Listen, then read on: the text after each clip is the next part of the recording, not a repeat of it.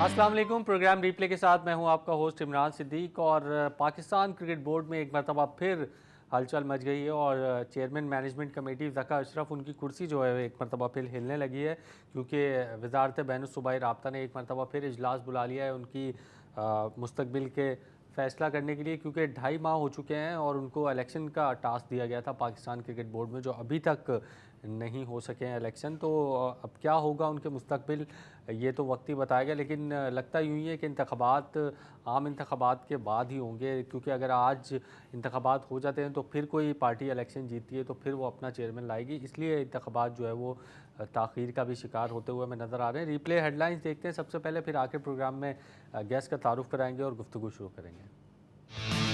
PCB management committee के सरबराह ज़का अशरफ की कुर्सी फिर खतरे में पड़ गई। वजारत बैनुल-सूबाई राब्ता ने पीसीबी के सरबराह के मुस्तकबिल का फैसला करने के लिए इजलास बुला लिया। पीसीबी मैनेजमेंट कमेटी 2.5 माह से इंतखाबात कराने में नाकाम है।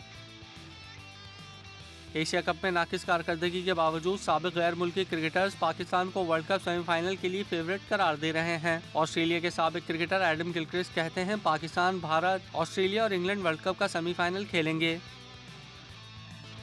पाकिस्तान क्रिकेट टीम के साबिक कप्तान शाहिद आफरीदी की दूसरी बेटी अंशा आफरीदी और शाहीन शाह आफरीदी की मेहंदी की तकरीब कराची में हुई। शादी की तकरीब आज कराची और 21 सितंबर को वलीमे की तकरीब इस्लामाबाद में होगी। एशियन गेम्स यांगजो में पाकिस्तान वॉलीबॉल टीम का शानदार आगाज। पाकिस्तान वॉलीबॉल टीम ने अपने पहले मैच में मंगोलिया को 3-0 से शिकस्त दे दी। और आलमी फुटबॉल स्टार क्रिस्टियानो रोनाल्डो अपने सऊदी क्लब के साथ ईरान पहुंच गए। ईरानी फैंस सुपरस्टार की एक झलक देखने के लिए बेताब, बस के पीछे भागते रहे, होटल के बाहर रश लगा लिया। रोनाल्डो ने ईरानी बच्चे की मिलने की ख्वाहिश भी पूरी कर दी। रिप्ले हेडलाइंस आपने देखी और ज़का अशरफ से मुताल्लिक गुफ्तगू का आगाज़ करते हैं। हमारे साथ मौजूद हैं सीनियर स्पोर्ट्स जर्नलिस्ट एहसान Qureshi Sahab. Ehsan Sahab, welcome to the show, thank you time देने के लिए। ये क्रिकेट बोर्ड में तकरीबन 1.5 साल 1 साल हो गया, ये तमाशा जो है ये ख़त्म होने का नाम नहीं ले रहा है। एक चेयरमैन जाता है, दूसरा आता है, फिर दूसरे की कुर्सी हिलने लगती है। अब एक मरतबा फिर जिन्हें ज़का अशरफ, जिन्हें इंतख़ाबात का टास्क दिया गया था, 2.5 माह हो चुके हैं, अभी तक इंतख़ाबात नहीं कराए। और अब वजारत बैनुल-सूबाई राब्ता, जो कि IPC मिनिस्ट्री है आपकी, उन्होंने फिर इजलास बुला लिया है, फिर कोई चेयरमैन तब्दील होगा, फिर वर्ल्ड कप से पहले हलचल मचेगी। क्या कहते हैं, ये मामला एक तरफ होना चाहिए अब? देखिए, सबसे पहले तो ये सारी चीज़ें जो है ना, ये पाकिस्तान क्रिकेट टीम के और प्लेयरों के मोराल को डिस्क्राइब कर रही हैं, डिस्टर्ब कर रही हैं। आपने देख लिया क्या एशिया कप में हुआ कि चंद महीनों में जनाब 3 चेयरमैन तब्दील हो गए और सियासी अमल दखल तो इसके अंदर रहा है, जो बड़ा अफसोसनाक है। लोग तो कहते हैं कि एसोसिएशन के लोग जो है ना, पूरे मुल्क की जो एसोसिएशन है, जैसे Thatta cricket association, Hyderabad cricket association, Karachi cricket association, जिसमें कई जोन्स हैं, कि ये इलेक्शन में हिस्सा लें और ये वोट डालें। लेकिन यहाँ तो एक छोटा सा जनाब 10 आदमियों का ग्रुप बनता है, जिसको नॉमिनेट भी प्राइम मिनिस्टर करते हैं। बताइए, ये तमाशे हैं पाकिस्तान क्रिकेट के। लेकिन इससे पहले जो खबरें छपी थी, इससे पहले एहसानुर रहमान थे IPC के मिनिस्टर, तो कहते हैं कि एक जो वहाँ पर, हाँ जी हाँ, एहसानुर रहमान मज़ारी थे। अच्छा। तो वो एक जो पाकिस्तान स्पोर्ट्स बोर्ड में कोई ऐसा बंदा था जो चाहता है कि मुझे क्रिकेट बोर्ड में नौकरी दी जाए, तो उन्होंने ये सारा गेम चलाया था और ये इशू हुआ था। जिसके बाद एक फ्रेश कहीं से उन्होंने नोट निकाला, क्योंकि आपको पता है ना, अमल दखल तो इन पार्टियों को होता है, चाहे वो पीपल्स पार्टी हो, PMLN हो, या जनाब PTI, तो सख्त बहुत बड़े सीरियस क्राइसिस में, तो इनका अमल दखल तो होता है ना, फ़ोन जाते हैं तो फिर तब्दील होती हैं। लेकिन वही जो मेरिट पे आज तक हमारे यहाँ चेयरमैन बहुत ही कम आए हैं, और अच्छे चेयरमैन कम आए हैं जो क्रिकेट को समझते हो, जो क्रिकेट की पॉलिटिक्स को समझते हो। ये ज़रूर है कि रमीज़ राजा भी, ज़ाहिर बात है, एक पॉलिटिकल पार्टी के उस पर, लेकिन रमीज़ राजा क्योंकि पाकिस्तान के कप्तान रहे हैं, कमेंटेटर रहे हैं, तो उनको क्रिकेट का पता बहुत पता था, इंटरनेशनल पॉलिटिक्स, फिर वो ICC में भी रहे, तो उनको पता बहुत था। लेकिन ये है कि सेठी साहब को भी पता। लेकिन ज़का अशरफ अब आए हैं, अब इनको सारा जो घेरा होगा ना, वो पाकिस्तान क्रिकेट बोर्ड के जो ऑफिशियल्स ने घेरा होगा। जाहिर बात है, इनको तो कुछ पता ही नहीं है ना क्रिकेट का, और समझने में तो टाइम लगता है। अभी तो उनको आए हुए जो 8 दिन में, लेकिन एक झटका उन्होंने और दे दिया। हो सकता है कि IPC का वो बंदा दोबारा चाह रहा हो कि मैं, अब ये जो रिपोर्ट होती हैं उसी को मैं बयान कर रहा हूँ कि ऐसा है या नहीं है। लेकिन ये पाकिस्तान क्रिकेट को डिस्टर्ब कर रहा है, जिसका रिजल्ट आपके सामने है कि एशिया कप में पाकिस्तान फेवरेट की हैसियत से गया और उसके बाद सुपर 4 में पाकिस्तान आखिरी में ख़त्म हुआ। अच्छा, ये मुझे लगता है कि सियासी पार्टियां खुद ही नहीं चाहती कि ऐसा कोई कानून बने कि इंडिपेंडेंटली चेयरमैन PCB जो है वो इलेक्ट हो। जब भी कोई पार्टी की हुकूमत आती है तो वो अपना जो है वो बंदा नॉमिनेट कर देते हैं, जिस तरह रमीज़ राजा थे या नजम सेठी थे या अब ज़का अशरफ हैं। इनका कहीं ना कहीं पॉलिटिकल ताल्लुक ज़रूर है किसी न किसी पार्टी से। तो मुझे लगता है कि ये पॉलिटिकल पार्टीज खुद ही नहीं चाहती कि ऐसा कोई कानून बने कि हमारा हाथ पीछे हट जाए और मेरिट पर जो है वो लोग आ जाए। देखिए, ये पॉलिटिकल पार्टी को मैं ज़रा अलग के करके, तो ये जो कॉन्स्टिट्यूशन बना है ना, क्रिकेट बोर्ड के लोगों ने बनाया ना, लेकिन ये ऐसा कॉन्स्टिट्यूशन बना है कि जिसमें डिस्ट्रिक्ट क्रिकेट एसोसिएशन को कोई रिप्रेजेंटेशन नहीं है। भाई जब 250-300 डिस्ट्रिक्ट क्रिकेट एसोसिएशन होगी तो फिर चेयरमैन के लिए चैलेंज होंगे ना कि वो कैसे इलेक्ट होके आता है उसके ये तो 10 आदमी की वोटिंग है, जब वहाँ से फ़ोन आया, वहाँ से फ़ोन आया, 5 उधर चले गए बंदे, वो चेयरमैन इलेक्ट हो गया। अजीब, मतलब ये कि मतलब मैं तो उसको कहूँगा फ्रॉड किस्म का कॉन्स्टिट्यूशन है। बड़ा अफसोस हो रहा है मुझे कहते हुए, भाई बिल्कुल फ्रॉड किस्म का कॉन्स्टिट्यूशन है। पता नहीं, बिल्कुल आपने सही कहा कि चाहते ही नहीं इसको सही करना। यार सबसे पहले तो देखें इमरान सिद्दीक, हमारा और आपका काम है, हमें क्योंकि स्पोर्ट्स में बड़ी दिलचस्पी है, लेकिन यहाँ बिजली, पेट्रोल, मेडिकल, एजुकेशन पे कोई तवज्जो नहीं है, क्रिकेट पे ज़्यादा तवज्जो है।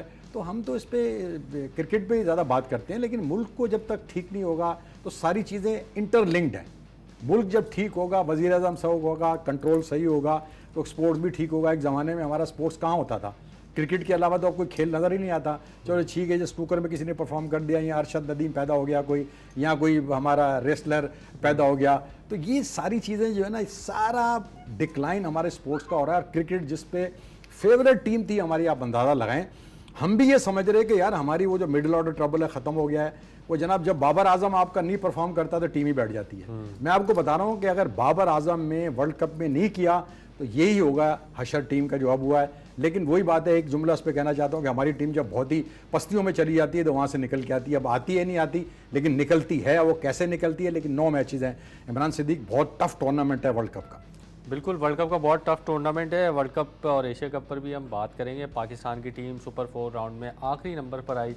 बांग्लादेश ने जब आखिरी मैच में भारत को हराया तो अच्छा एक वेकअप कॉल है हमारे लिए वर्ल्ड कप से पहले कि ये धचका लग गया और कमज़ोरियाँ जो है वो सामने आ गई। और अब वर्ल्ड कप में मेरा ख्याल है कि इन पर काम भी होगा, और जो 1-2 तब्दीलियाँ, 1-2 की गुंजाइशें, ज़्यादा की है भी नहीं, वो भी हमें नज़र आएंगी फिर वर्ल्ड कप स्क्वाड में। देखिए, मैं एक चीज़ में कहना चाहता हूँ कि फ़ख्र ज़मान का इस वक्त सबसे बड़ा इशू है, उसके बाद नसीम शाह का इशू है। तो अब आप ये क्या होते हैं, आपने उसको, एक लड़का होता था शान मसूद, उसको आपने ऐसा साइड लाइन किया कि आपने निकाल के बाहर कर दिया। मैं समझता हूँ कि उसको भी कहीं ना कहीं उसके बारे में सोचना चाहिए। वो अच्छा वाइट बॉल का प्लेयर है, वो अच्छा टेस्ट प्लेयर, मतलब वही बात है। हम ये कहते हैं कि हमारे यहाँ तो बस क्योंकि वो एक धचका दे दिया बस पसंद नहीं है, हालांकि उसको मिकी आर्थर बहुत करीब से जानते हैं। मेरा ख्याल है उनको बिल्कुल अभी इससे बाहर करना भी जुल्म है, उनके बारे में सोचना चाहिए।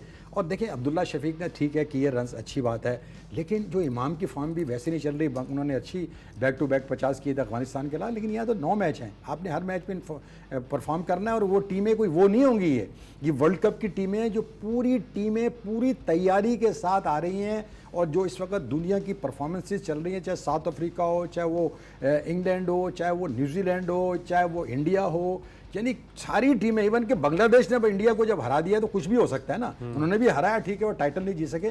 तो इस वक्त हमें जो है ना, और जो बैलेंस है टीमों का, उन तमाम टीमों का बैलेंस बहुत अच्छा है। पाकिस्तान टीम का बैलेंस आउट हुआ है।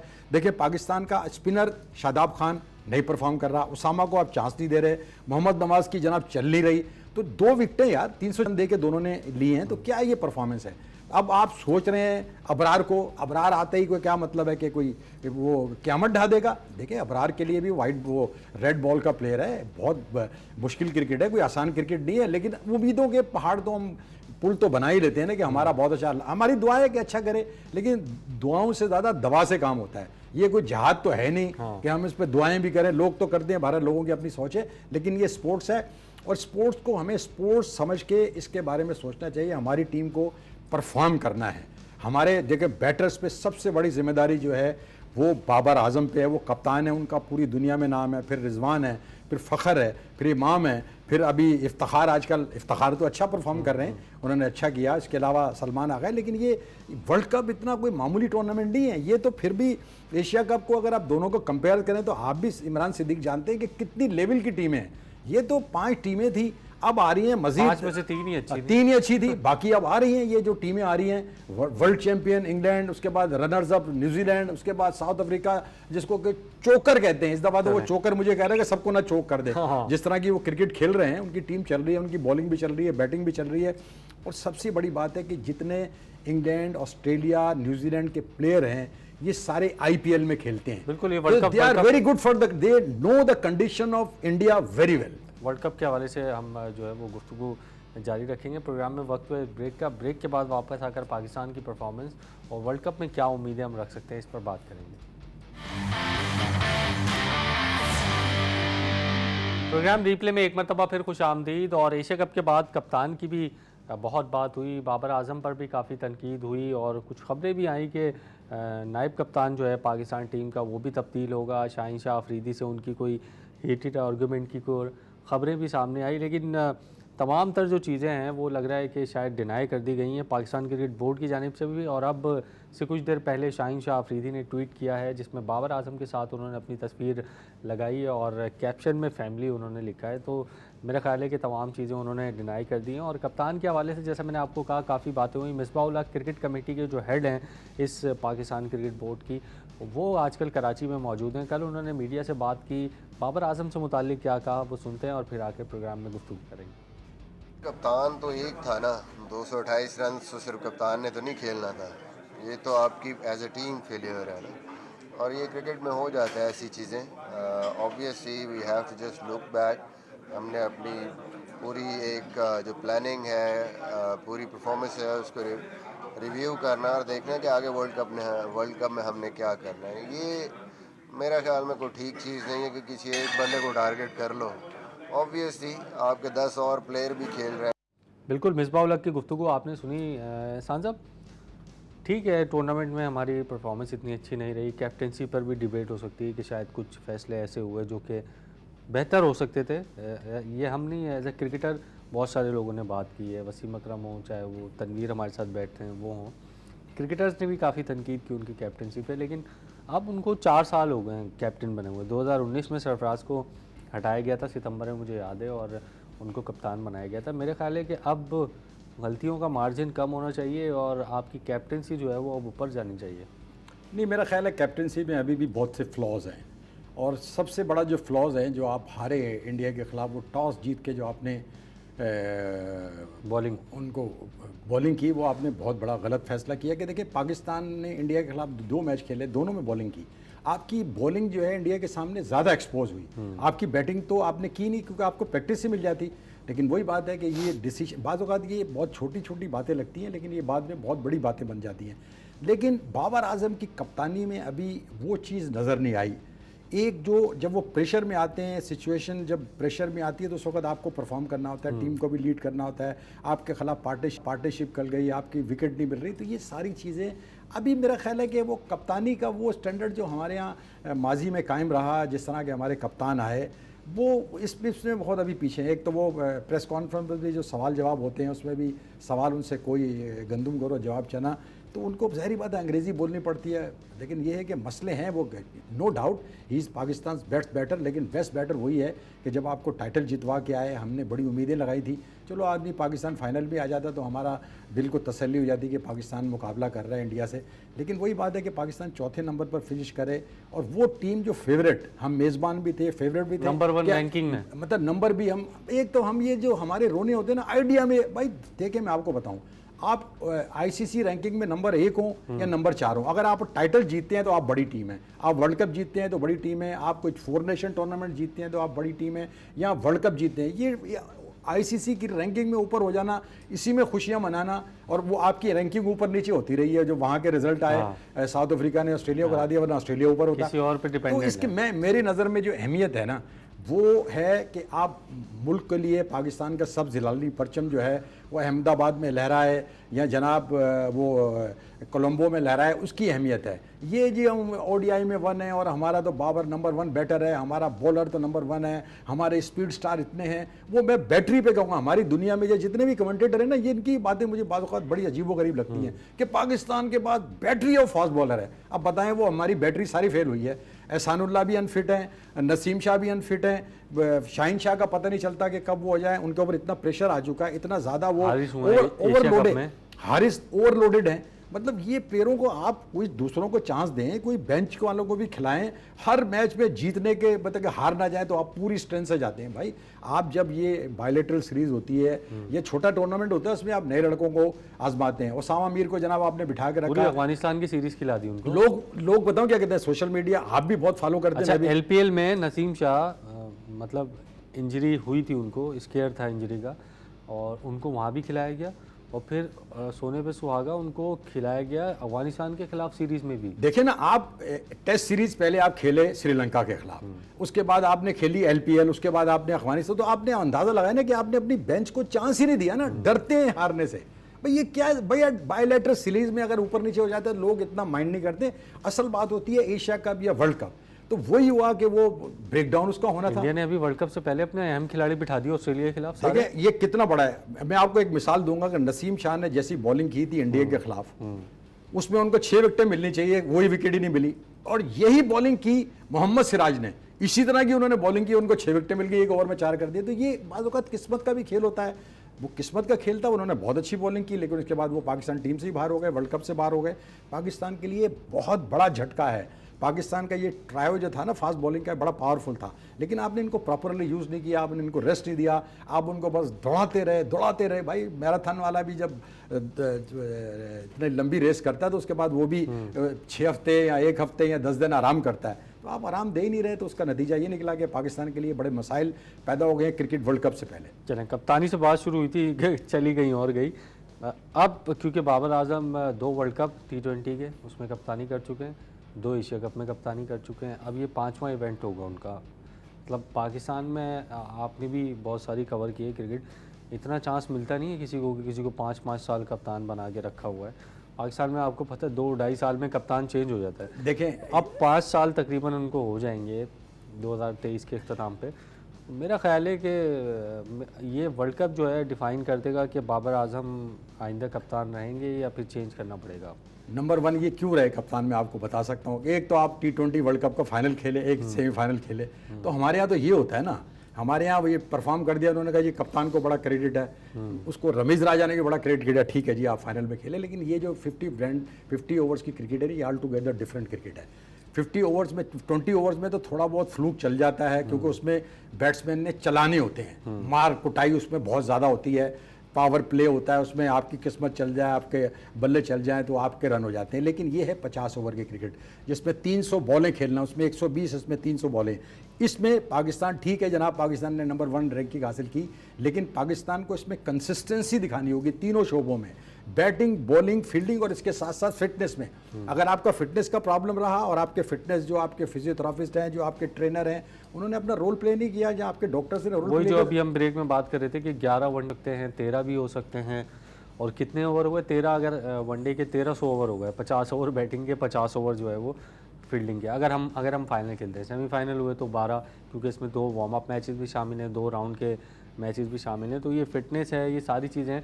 और सिराज को जो कल रोहित शर्मा ने बड़ी इंटरेस्टिंग प्रेस कॉन्फ्रेंस की, उन्होंने भी कुछ कहा। ब्रेक के बाद इस पर बात करते हैं कि पाकिस्तान के जो फास्ट बॉलर्स हैं मुसलसल क्यों खेले, और इंडिया जो है वो अपने फास्ट बॉलर्स को किस तरह यूज़ करा, या इवन ऑस्ट्रेलिया या इंग्लैंड। ब्रेक के बाद इस पर बात करते हैं।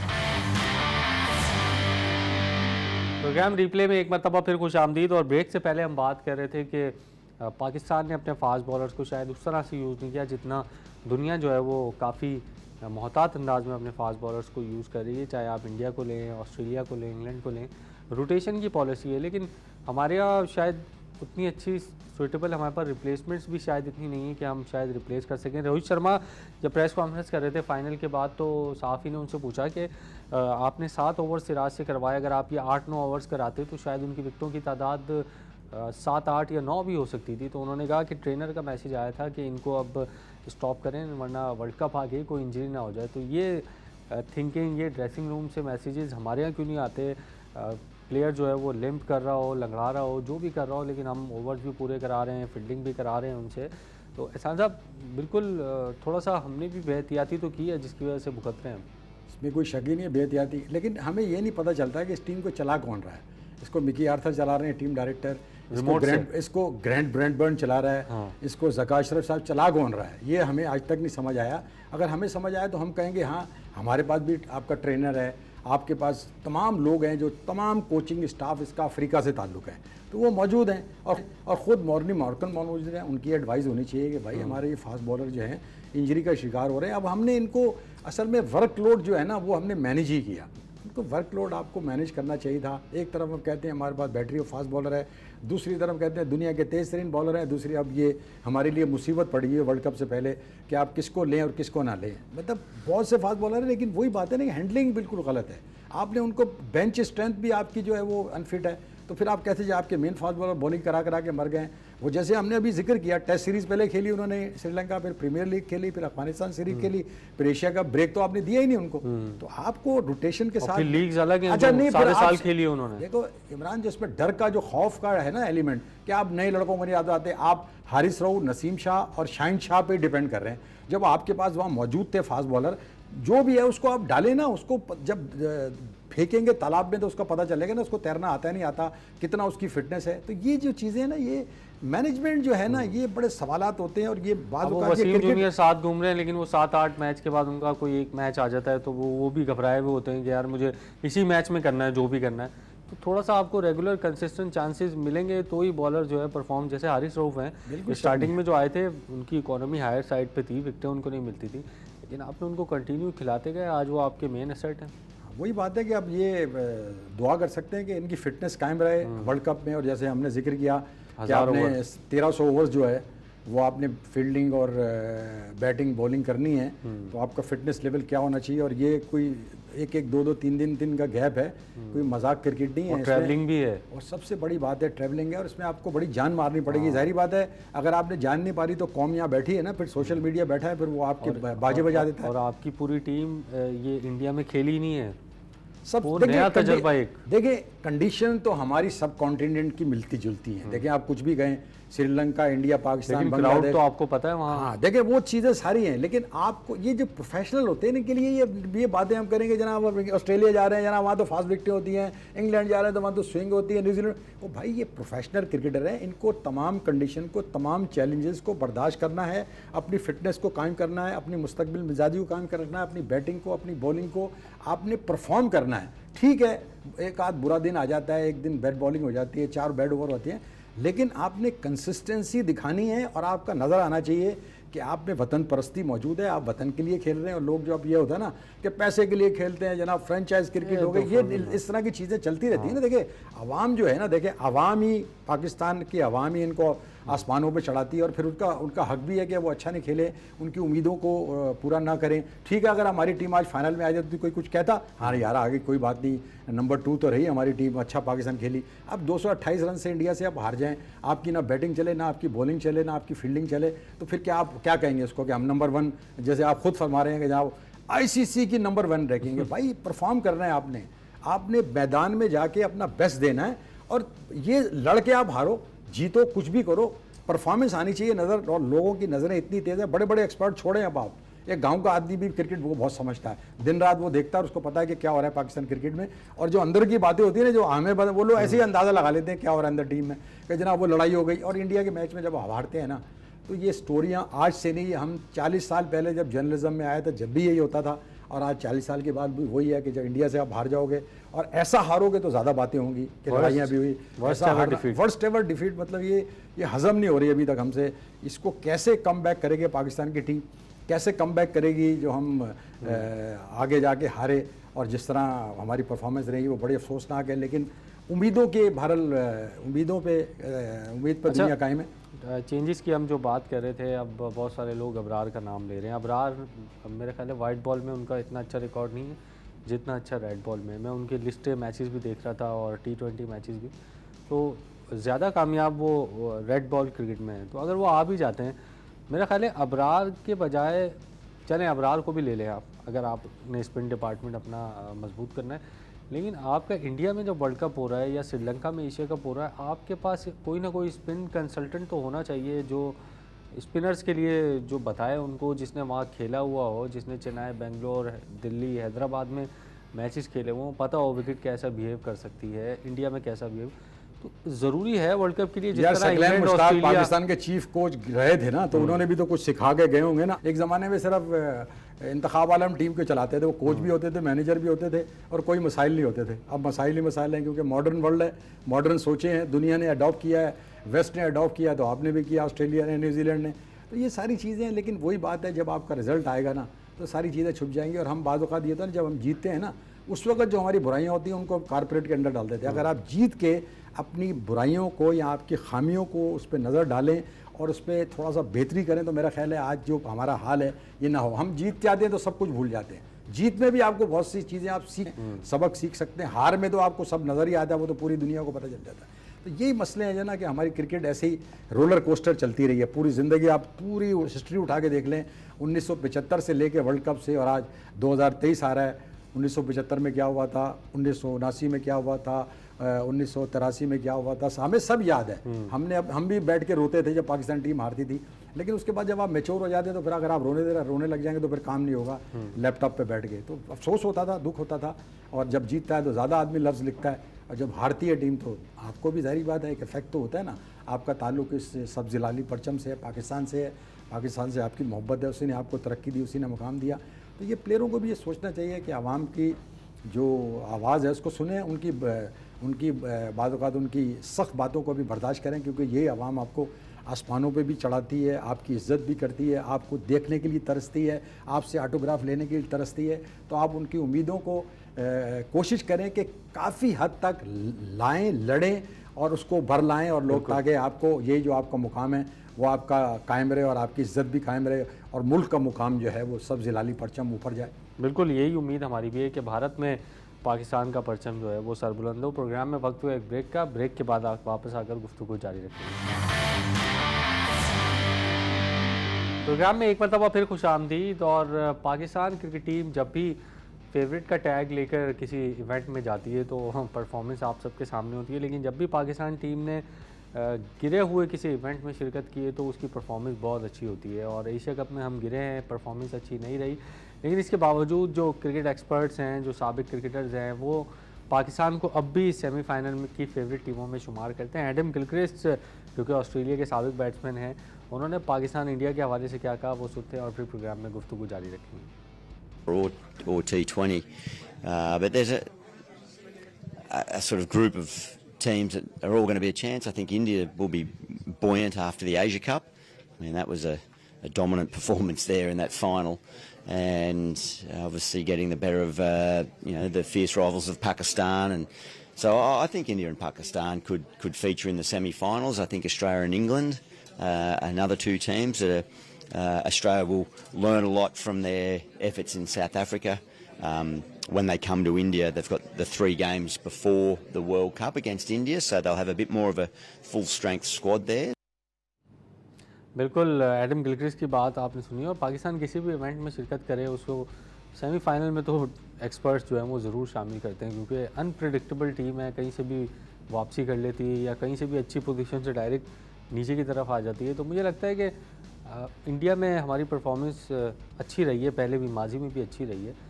2016 का अगर हम T20 वर्ल्ड कप हटा दें उसके अलावा, तो मुझे लगता है कि अच्छा परफॉर्म करेगी पाकिस्तान की टीम। देखिए, एक जो इसमें मेन पॉइंट पे कहता है, हमारा कोई प्लेयर जो IPL में तो हमें बुलाते ही नहीं है, लेकिन दुनिया के जो बाकी प्लेयर हैं ना, ये इनको इसका बड़ा एडवांटेज होगा।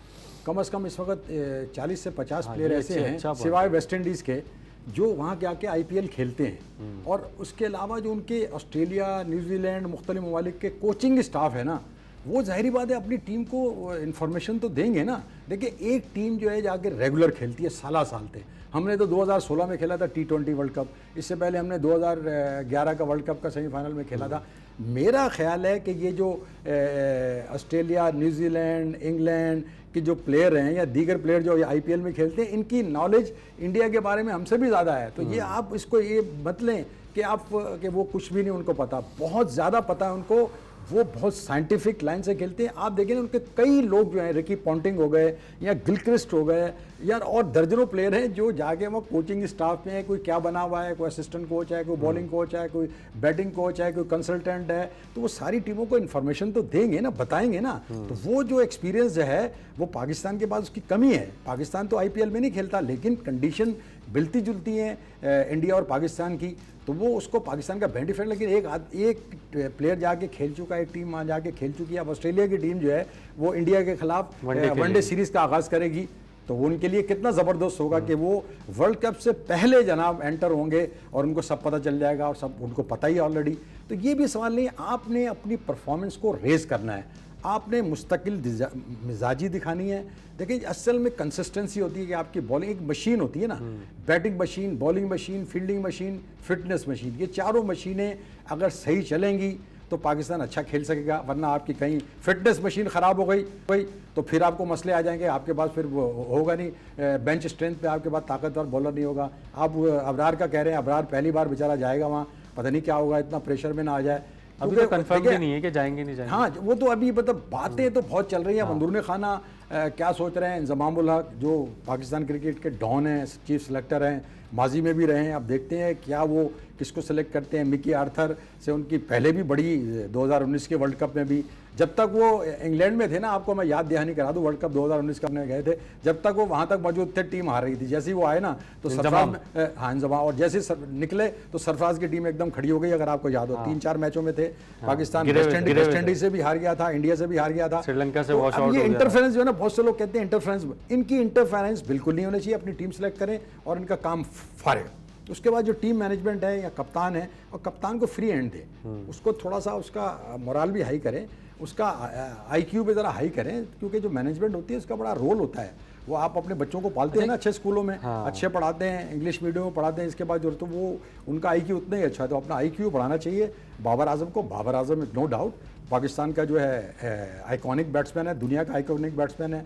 विराट कोहली से उसका कंपैरिजन किया जाता है, लेकिन विराट कोहली के करीब आने के लिए मेरा ख्याल है बाबर आजम को मेहनत बहुत करना होगी। इसमें कोई शक नहीं है कि वो आ सकता है, लेकिन आप विराट कोहली से कंपैरिजन मैं नहीं समझता कि अभी उनका कोई है। अच्छा, न्यूजीलैंड को वैसे हम क्रिकेट एक्सपर्ट्स को सुनते हैं तो ज़्यादातर हमें सेमीफाइनल में इंडिया, पाकिस्तान, इंग्लैंड, ऑस्ट्रेलिया, ये आजकल लोग नाम ले रहे हैं, लेकिन न्यूजीलैंड कहीं से भी आके जो है इवेंट्स के फाइनल भी खेल जाती है, टेस्ट चैंपियनशिप भी जीत जाती है, 2019 का फाइनल खेला है, 2015 का फाइनल खेला है आई थिंक।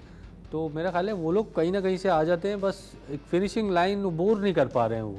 इमरान सिद्दीक साहब, 50 लाख आबादी का मुल्क है न्यूजीलैंड। ये हमारे कराची के 6 अगर मुल्क हो ना तो एक कराची बनता है न्यूजीलैंड। लेकिन वहाँ का जो सिस्टम है ना न्यूजीलैंड का, आप कभी जाएँ वहाँ आप सिस्टम देखें, जो कवानीन है, जो कायदे हैं, जो मेरिट का सिस्टम है, वहाँ बड़ा है। और उसके बाद जो उनके पास जो उनके कोच हैं, हमारे तो दिन रात कोचों का, आपने कभी सुना है कि वो जनाब कौन सा कोच है, वो कितने बयान देता है, उनका पता ही नहीं चलता कौन कोच है। लेकिन वो उनकी टीम में जो कंसिस्टेंटी है, जो मेरिट है, जो आईक्यू है, वो बहुत, देखिए आईक्यू बड़ा मेन होता है। जो आपका पीछे बैठा हुआ ना छुपा हुआ चीफ कोच आपका, वो क्या करता है, वो असल चीज़ होती है। वो कैसे टीम को गाइड करता है, कैसे लड़कों को मोरल लिफ्ट करना है, अगर टीम हार गई है तो कैसे उसका रिवाइवल करना है। ये वो एज एक साइकोलॉजिस्ट भी होता है, आपका कोच भी होता है, आपका बड़ा भाई भी होता है, आपका बाप भी होता है। तो ये रोल जो है ना, मिकी आर्थर तो मौजूद ही नहीं है। वो तो जनाब वहाँ बैठ के ट्विटर पे लगे होते हैं, या इस पर कोई शक नहीं है कि मिकी आर्थर बहुत बड़े कोच हैं, दुनिया की टीमों को उन्होंने कोच किया है। श्रीलंका की कंडीशन जितनी मिकी आर्थर को पता नहीं, किसी को भी नहीं पता थी, क्योंकि वो वहाँ कोच रहे उनके, और रिजल्ट क्या आया, रिजल्ट आपके सामने है। तो ये सारी राम कहानियां बातें तो आपको सिर्फ बता ही सकता है, बता सकता है, इम्प्लीमेंट तो आपने बिल्कुल आपने, लेकिन इसके साथ इसके देखिए, इसके साथ साथ जो चीफ कोच होता है या टीम का जो कोचिंग स्टाफ होता है, इनके और भी रोल होते हैं। ये नहीं कि आपने बॉलिंग कोच आ गया तो उसने सिर्फ, बहुत आपने उसके साइकोलॉजी को उनको तैयार करना होता है, मेंटली मॉरली सब ऊपर ले जाना होता है। बिल्कुल जी। और क्या किरदार होगा मिकी आर्थर का इस वर्ल्ड कप में, बहुत अहम किरदार होगा, क्योंकि और सुनने में ये भी आ रहा है कि वो वर्ल्ड कप में इंडिया पाकिस्तान के साथ ही होंगे। गो के एशिया कप के 1-2 मैचेस में थे और सीरीज़ के 1-2 मैचेस में आए थे, लेकिन सुनने में आ रहा है कि वर्ल्ड कप में शायद वो पाकिस्तान टीम के साथ होंगे। और परफॉर्मेंस 2017 में साथ थे, अच्छी थी, 2019 में भी साथ थे। उम्मीद करते हैं कि इस मतलब अभी अच्छी होगी पाकिस्तान टीम की परफॉर्मेंस। और पाकिस्तान टीम के स्क्वाड का ऐलान भी 1-2 रोज़ में होने वाला है। स्क्वाड उनके लिए नेक तमन्नाएं, और पाकिस्तान टीम जो है वो अच्छा वर्ल्ड कप में परफॉर्म करे। प्रोग्राम का वक्त खत्म हुआ, कल एक और प्रोग्राम के साथ आपकी खिदमत में हाजिर होंगे। तब तक के लिए अल्लाह हाफ़िज़।